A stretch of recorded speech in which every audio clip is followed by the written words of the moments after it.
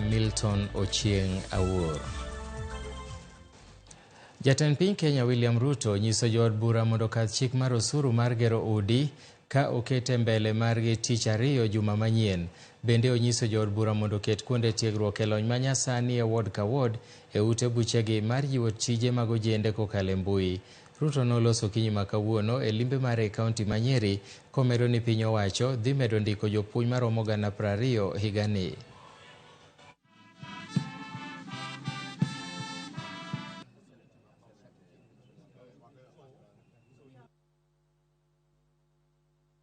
Mnasema tupange hiyo kazi isonge namna hiyo, tupange na hao wabunge.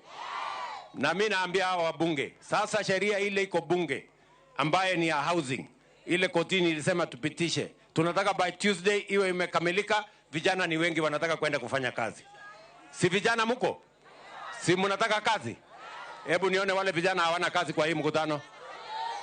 Sasa wewe wa Mombi, ukienda kung'edhia huko bunge na hawa watu wanangojea kazi, hawa watu watakuzamisha. Si huyu jamaa apitishe hiyo sheria asubuhi? Mnampatia amri apitishe asubuhi na mapema na awache maswali mingi ama namna gani?